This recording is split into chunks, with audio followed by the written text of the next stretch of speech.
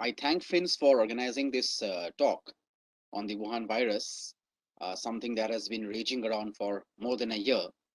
And in this context, it's very important to actually go to the origins of the virus because that is what is the talk of the town right now. Despite the best efforts by the PRC and its cohorts to silence critics and to silence everybody who was questioning it, but right now a lot of things have come up, new revelations, new suggestions, and new theories. And as researchers, as we believe that we cannot actually debunk any theory without actually investigating. So let's take a walk back in history and see what actually happened.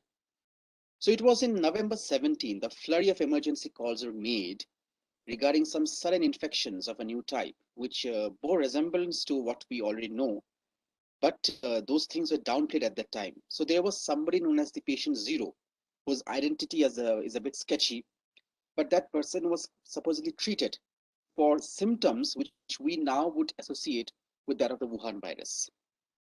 In December 31st, 2019, there were more cases from Wuhan, that is the Hubei province, and a lot of speculations arose that actually this thing has become quite big. But so far at that time, the international media, people all over the world were still confused about what was going on. Some were speculating that since this is China fall, so these things are normal. Virus outbreaks that happened way back in 2002 as well, so nothing to worry about. And of course, the Chinese state media and its sponsors and its agencies were very comfortable with the fact that they could control the flow of all kind of information and not let anything out. It was only in January when there were talks being made that something is seriously wrong. Some kind of lockdown has been imposed. The Chinese state media was still very quiet about it, very tight-lipped about it. And at that point of time, the news became quite raging. So unfortunately, on the 14th of January, the WHO, which was still negotiating with Beijing regarding the information release and all, they were negotiating basically in a very soft way. They tweeted, the WHO tweeted on 14th of January, and this is important, that the preliminary investigations by Chinese studies and by Chinese scholars and researchers and scientists have revealed that there was no evidence of human to human transmission. Absolutely no evidence. On the 22nd of January, it was again confirmed just a few days later that there was indeed human to human transmission. One can see the contrast. 14 January, no human to human transmission, and 22nd January, oh, this, there is human to human transmission. On 28th of January, the WHO director, Dr. Tedros, he went to Beijing to conduct an assessment, and he actually publicly praised Xi Jinping, president of the People's Republic of China, on his very wonderful and acclaimed handling of the crisis. And also, we must remember by January, most of the countries had actually experienced their first few cases. So things were slowly getting from bad to worse, but still, according to the WHO, because the Chinese authorities had told them, there was nothing to worry about. Only on 11 March 2020, on 11th of March 2020, it was declared as a pandemic. Look at the contrast.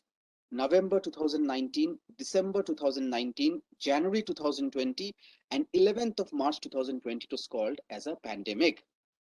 Now, what was the Chinese authorities? What were the Chinese authorities doing during this time? First of all, they're muzzle reporting. In the typical way that is a textbook copy of what they do, they're muzzle reporting. They refused to initiate a lockdown.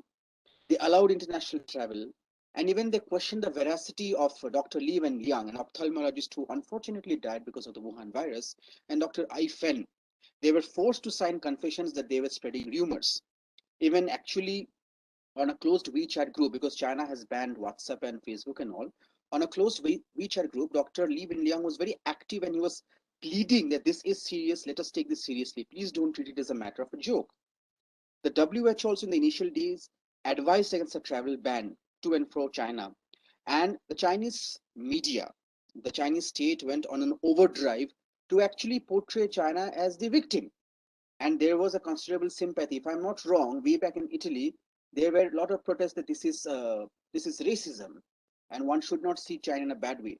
The point is, it is not against China or the Chinese people. The point is, it is against the Chinese state, the CCP, which has been lying since day one. Going further ahead, the Chinese scientists and all, they were instructed to destroy the initial test samples, which we can never recover, which would actually give a lot of insight into what happened. And this entire thing was similar to what they did in 2000 during the SARS outbreak. Now, thankfully, during that time, it was not a very dangerous thing, but now it is. The Chinese engaged in a continuous propaganda blitz through videos.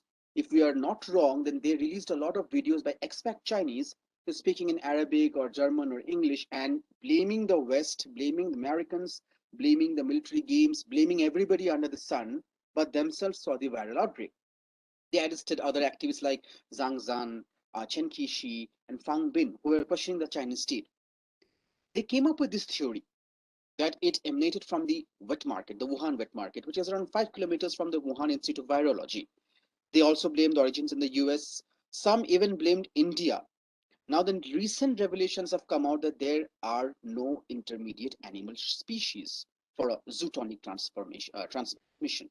That is animal to animal and then to a human transmission. No viruses are found in the wet markets. The initial access, of course, was denied. And now the latest news is no bats and pangolins are sold. Every kind of animal was sold in the wet market, but no bats and pangolins. And if we can remember correctly, then bats and all were blamed for the outbreak of the virus. So it comes to another question: how did this start in the first place?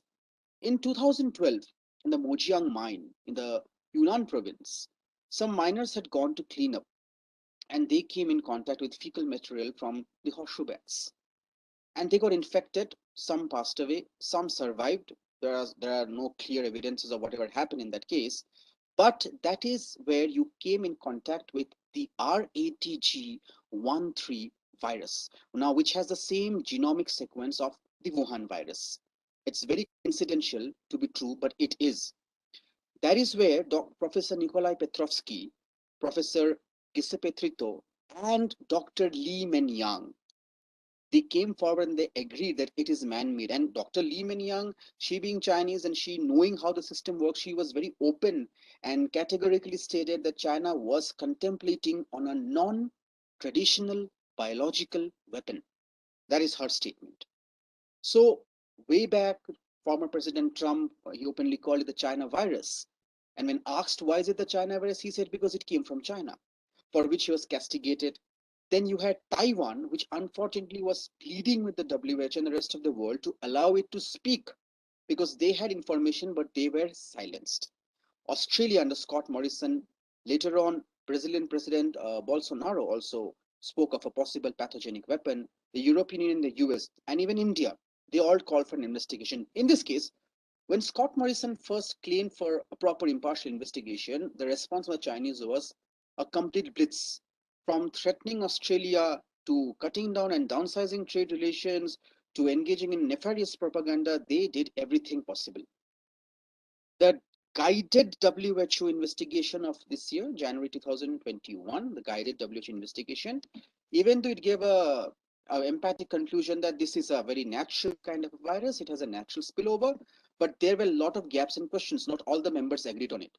So that was something which was important to note. Point one. The point two, you have Republican Senator Rand Paul from Kentucky, who actually questioned Dr. Fauci in a Senate committee hearing and questioned his alliance with Peter Daszak, the member of the WHO mission, who was a member of the WHO mission coincidentally, who was instrumental in giving a clean sheet to China, his Eco Health Alliance, an organization, and the funding to the Wuhan lab for something known as the gain of function research. That is, you tweak viruses, make it more potentially dangerous, and you do research so that to see if they can affect human beings in later stages. So the funding was done to a certain lady who goes by the name Dr. Shi Zheng Li, who is also known as the Batwoman of China, a renowned virologist, and who supposedly has made no public appearance ever since his name has come out. Another point to consider. Later on, you even had Shari Markson, an Australian journalist, who conceptualized the fact that way back also the Chinese were contemplating in 2015 of using bioweapons to stop the edge. British scientists Angus Dalglish and Birger Sorensen, they discussed the fact that over the coronavirus, why we call it Wuhan virus, but they say coronavirus. The corona in Spanish means crown. So if you see the virus, you'll see the spikes out there.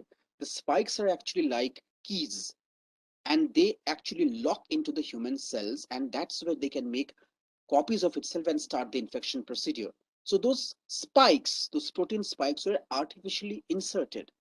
The same kind of concept was brought by researchers from IIT Delhi in 2020 January, which was immediately downplayed by Dr. Fauci as utter nonsense and outlandish, and also by two other Indian scientists, Dr. Bahulikar and Dr. Rahalkar, who talked about a proper article. In a proper article, they said that this doesn't look natural.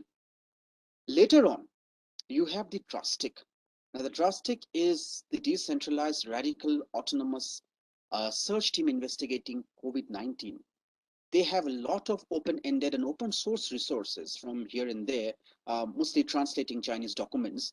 And they have come out with startling revelations that this is indeed bioengineered. So now, with so many revelations coming up from Dr. Fauci being caught, to the questions being levied on Peter Daszak, the Batwoman who has gone underground, and the concepts of gain of function research, and possibly that China might have been hoodwinking the West and might have been actually investigating and researching on possible pathogenic weapons and leading us to this condition. Even the WHO at this stance, along with the G7 members, even the WHO at this stance is now kind of reversing its position and saying that, the Chinese should come out clean. Because if I'm not wrong, a few months ago, anybody discussing that this could be a possible lab leak was castigated. Anybody, not just former President Trump, but any common citizen. So now, even the social media giants are actually not coming forward and trying to ban people who are talking about this issue. Second thing that is important to discuss out here is why and how to counter China, or the Communist Party of China, as one may say. Now, the point is that one has to take into account the immense psychological trauma that has been levied on the people of the world. With around 3.7 million deaths and a lot of economic losses, there are issues where infants have lost their parents. They will never have a normal life. There are children who have been orphaned. People have lost somebody near and dear to them. And the amount of mass scale murder, as one might say, and one might put it, at the hands of the terrible researches carried out by the PRC, in addition to, you adding assault to the injury by actually instigating a propaganda blitz and a media war, and China's infamous wolf warrior style diplomacy, the questions are on the opposite, that an investigation has to be done.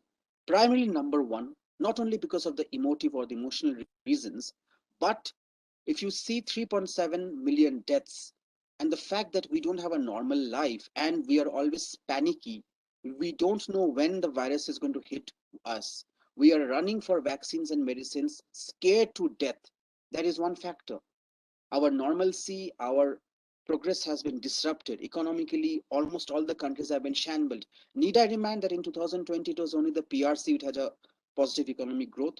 And as a scholar of Latin American studies, I can tell you that region is gone. It's completely finished. I mean, they were registering some moderate amount of growth before the Wuhan virus hit them. Now they are slipping into negative growth. The second thing is, can we wait, just be prepared, and just uh, let's say come to that stage where we will all be wearing biosuits and walking around, because the PRC cannot control its habit of messing up or botching up with pathogens and making a mistakes or deliberately releasing them. So we have to be prepared for the future when certain intellectuals or certain people who I call openly as lackeys of the PRC question that we should be prepared, but we should not question the Chinese. The response should we be prepared in a way that we should have a guessing game going on? That, okay, the Chinese might release this pathogen or that pathogen, and accordingly we need to prepare. So we have to be safe from such kind of dangerous releases of pathogens. And that's what even President Joe Biden spoke in the G7. It's about our future.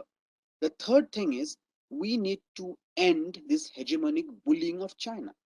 Now, if the Chinese, they had opportunities way back in November 2017, in December 2019 and 17, yep, and in January 2020, instead of lying and obfuscating and hiding, if they're actually come clean, if they're actually told that we need help, there has been a little mishap or something, and if they had initiated lockdowns and issued advisories instead of lying through their teeth, maybe the condition of the world and even maybe the condition of common Chinese citizens would have been better. So what are the few things that China does? Number one, it wants to become an overnight superpower. This is an idea that has bug bitten them ever since uh, Chairman Mao Zedong took power. So you can see the great leap forward in the cultural revolutions and things, where the idea was to become an overnight superpower that ended in utter disaster. When Deng Xiaoping took over, he called for modernization and a slow and gradual rise, which of course happened. Now, we do give them the credit that they did their homework well. They improved the economy. They have employed a soft power blitz, buying of states, whatever diplomatic measures they had to do, they did. But because of this hunger of being an overnight superpower, they have risked the entire world. The Chinese are very paranoid of being internationally rebuked, insulted, and not respected. So any statement against China calls sharp criticisms. What Scott Morrison of Australia, the Prime Minister of Australia, did was to call for an open, fair ended investigation. That is what he did. And the response from the Chinese was a landslide response, just rebuking, castigating, downsizing trade ties, and all. So this shows how insecure Beijing is. The third thing is they are very hyper competitive in the sense all nations are competitive, all nations have a quest for power, absolutely. But right from Olympics to something like space research, one may notice how the Chinese are hyper competitive about everything. This is to actually showcase itself as a mighty country which is ready to take on the world, something that again speaks of a hidden insecurity. That leads to what I believe as territorial assertion and forays, to propaganda blitz, and the excessive use of soft and economic power to portray itself. And the Chinese now realize that most of the countries, especially after the Wuhan virus outbreak, have a very unfavorable view of China.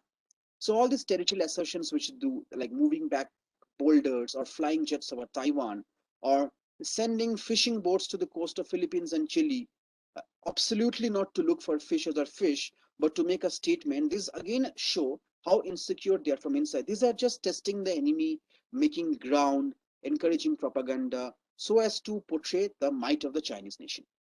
Now, options would be in the present context, and if I just take a second and juxtapose it somebody whom we are all familiar with, Adolf Hitler. The There are people who say China is a superpower, you cannot deal with China, we should just let it be and not question China. I'm sorry, I'm not of that opinion. We have to question China, we have to get back to them. This is not done because we cannot forget those people who are no more with us, and also forget those innocent people who have lost somebody. And of course, we have to be prepared for the future. The second thing is power does not mean power does not mean that you should have the right to bully anybody. When Hitler went for the Anschluss with Austria in 1938, when he annexed Rhineland in 1937, and then when he captured Sudetenland, actually it was given to him. Actually, it was given to him. That time, the Allied nations did nothing. They went on a appeasement spree to calm down Adolf Hitler. Even though there were people saying, do not appease Hitler. He is intending for a war. And only when Hitler invaded Poland over the issue of Danzig in 1939 did the war break out. So one has to learn from history. The more we try to appease the PRC, the more we play into the hands of Xi Jinping, the more danger we're creating for ourselves. The first thing is to have a credible deterrence. Credible deterrence can be military in nature, it has to be diplomatic in nature, and absolutely it should lead to something which is diplomatic and economic isolation. That is important because the Chinese, they fuel their machine, their growth machine, with the help of their powerful economy. So we need to check on that. The second thing is an international castigation. Within brackets, one might even say humiliation, but I'd rather call castigation on issues of Tibet, something that we have forgotten, and something which is serious. On the issue of Taiwan, which has every legitimate right to exist as an independent and recognized country. Xinjiang, something that has to be spoken about because the kind of things happening there is far too worse to describe. And of course, smaller things also which make an impact because, as I said, the Chinese are paranoid. They are afraid of being internationally rebuked. They're afraid of being insulted and unrespected. Boycotting the Olympics. That is very important because it will send a strong message. Because again, if I compare, the 1936 Berlin Olympics was a showcase of strength of the German Reich by Adolf Hitler. So something similar. I was just reading about it and I came to this point that yes, it's a possible thing. Military posturing is important because if the Chinese can cross over and create some disturbances like moving boulder stones and all, we gave them a response in Galwan last year, something that they should never forget. And it's also very wrong that in our academia, we do not talk about 1967, the Battle of Chola. We don't talk about those things. We are only obsessed with 62. So if we can also organize some military drills and posture ourselves militarily, like crossing over to the Chinese claimed waters and fishing out there, that will make them more paranoid. The idea is to irritate the beast and keep questioning and keep pressurizing on the origin of the virus, no matter how difficult it is. Because the idea out here is to irritate them to the point, politically and diplomatically, and deny them a smooth rise, and absolutely not to appease them like our predecessors have ever appeased Hitler. So with this, I'll try to end and say that the origin of the virus has to be investigated. That is a different speculation whether it was natural or not natural, whether it was a pathogenic weapon or not, but it came from Wuhan. That is the tagline. It came from Wuhan. And the last time I checked, Wuhan is in the People's Republic of China, apparently a place which the Chinese still claim as their own and don't deny. So the investigation starts from there, and then we move on. Thank you.